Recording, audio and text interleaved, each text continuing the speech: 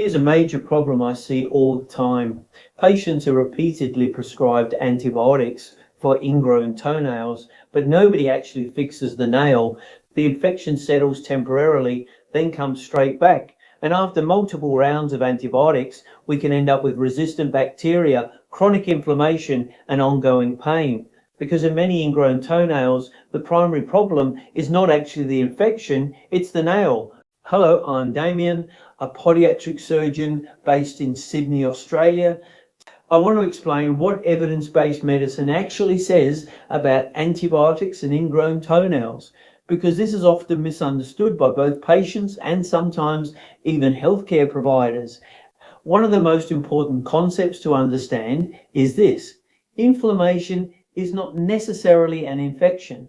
When the nail edge pierces the skin, the body reacts as if it were a foreign body. That creates redness, swelling, tenderness, inflammation, and sometimes excessive tissue growth, but that does not automatically mean there is a primary bacterial infection. In many cases, the infection is secondary. The nail itself is the underlying problem. This is why antibiotics alone often fail.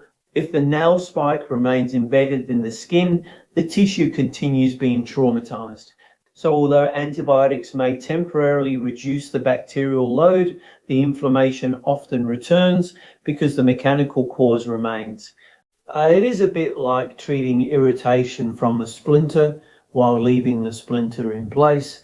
This is where evidence-based management becomes important. Antibiotics absolutely can be appropriate in some ingrown toenails, particularly when there is spreading cellulitis, increasing heat, significant past worsening pain, or high-risk patients such as people with diabetes or immunocompromised individuals. But simply repeating antibiotics without addressing the nail itself is usually a red flag. That often means the underlying condition is not actually being resolved. And this matters because antibiotic stewardship is extremely important. Antibiotics are valuable medications, but they are not harmless.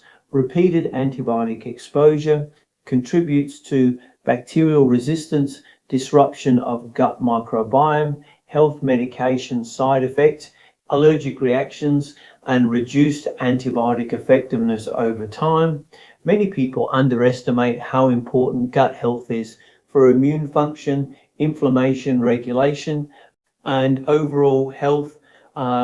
Repeated unnecessary antibiotic exposure can significantly disrupt healthy gut bacteria. Now, here is another important point.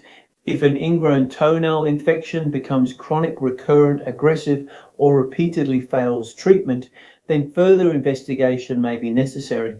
At that stage, we should not blindly keep prescribing antibiotics.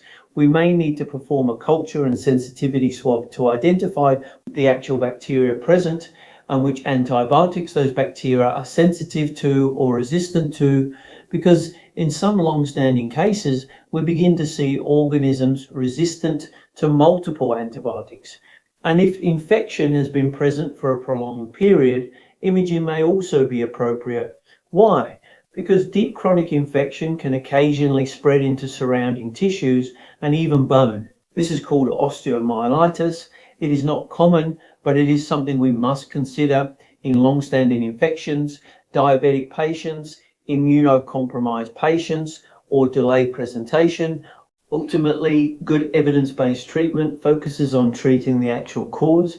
That usually means addressing the nail edge itself, reducing inflammation, improving wound care, relieving pressure, and using antibiotics only when clinically indicated for recurrent ingrown toenails. Definitive correction procedures can often dramatically reduce recurrence and reduce the need for future antibiotics altogether.